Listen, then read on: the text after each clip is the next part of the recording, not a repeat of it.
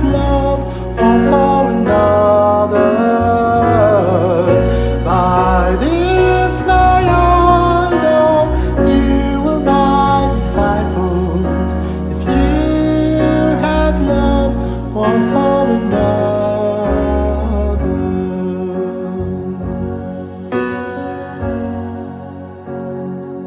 A new commandment I give unto you, that you love one another, as I have loved you, that you love one another, as I have loved you. By this Welcome back on this video once more. That a new commandment that I have given unto you is you love one another as I have loved you. So I had said there before that we are going to look at this scripture, first going now back to the background of this passage. And there is more in the background of this passage than even John tells us. If we turn to Luke's account of the last meal together, we find the tragic sentence, a dispute also arose among them. Which of them was to be regarded as greatest? That is according to the Gospel of Luke chapter 22 verse 24. When I'm reading the scripture, especially the Gospel of John and Luke, I always view it like an example of two lecturers teaching maybe mathematics, engineering mathematics. Luke, being a doctor, does not leave even a single detail. He ensures that he is mentioning each and everything. But for John, I usually see him as a genius who is, when he's writing, he assumes that some of the things you can know by yourself without reading. So it's like a lecturer teaching mathematics. He has a very big calculation, but he skips some of the formulas. So this is how here it happens. When this aspect in John is coming in, probably he may not have said why this washing of the feet is coming in. And we realize that even within the sight of the cross, the disciples were still arguing about a matter of precedence and prestige. Can you imagine you're in a situation whereby you know that you are in the last minute, but the people that you are with, they are not even recognizing that, it is not really a good time. It may well be that this very argument produced the situation which made Jesus act as he did, the argument that we have seen in the Gospel of Luke. Let's try to go back to Palestine and understand the whole scenario of Jesus choosing to wash his disciples' feet. The road of Palestine were unserviced and uncleaned. You are seeing on the photos which are sliding on the screen number 1, such road, funny road. This is just one of the roads along one of the places which I will not mention. And we tend to think that when the disciples are going for the last meal, they had used such a path. And their shoes were not like the shoes that we are using. The ordinary people wore sandals, which were simply soles held onto the foot by a few straps. They gave a little protection against the dust or the mud of the roads. So you can imagine how dirty the feet of the disciples were. And now, for that reason, there were always a great water pot at the door of a house, and a servant was there with the hour and a towel to wash the soiled feet of the guests as they came in. So in each and every feast of the Jewish, they would have a slave at the door. And the work of this slave was to wash people's feet before they enter.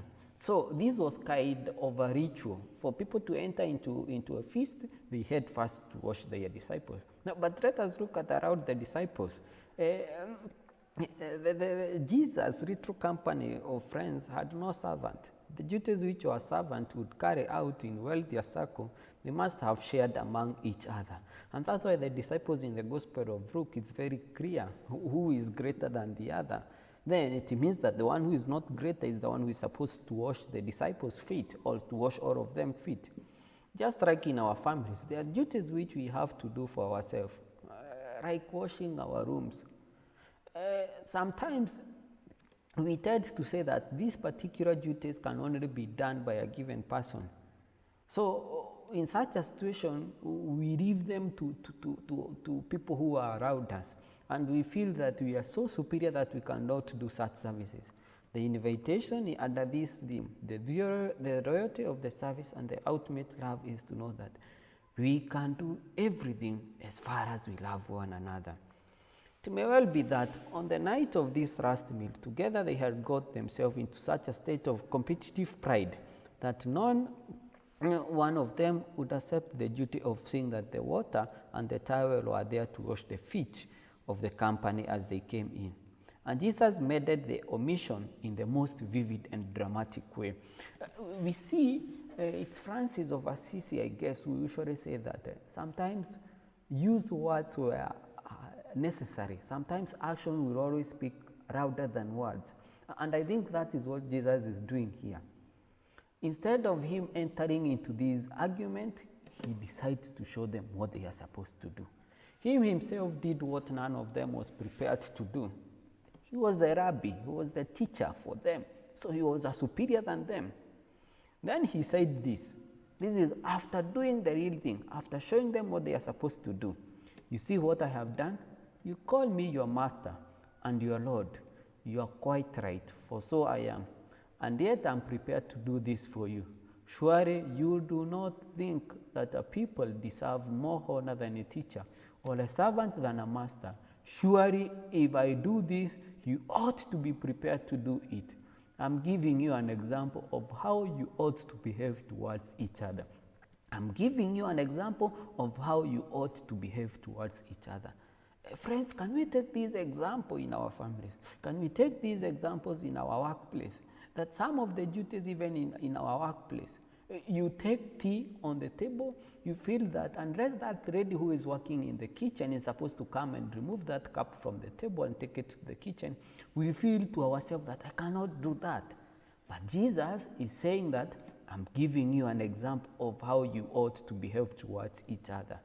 Today he is telling us that I'm giving you an example on how you're supposed to treat each other in your workplace. I'm giving you an example on how you're supposed to treat each other in your families. I'm giving you an example on how you're supposed to treat each other in each and every place where we are. Dear friends, here is the lesson that there is only one kind of greatness, the greatness of service. When we are tempted to think of our dignity, our prestige, our right, let us see again the picture of the Son of God, gilt with a towel, kneeling at his disciples' feet, and washing them their feet. This is the only greatest love that we can claim to have. And once we claim this greatest service to each other, then we can be called the children of God. We shall have another short break, and we shall still listen to this song the greatest commandment that Christ is giving us.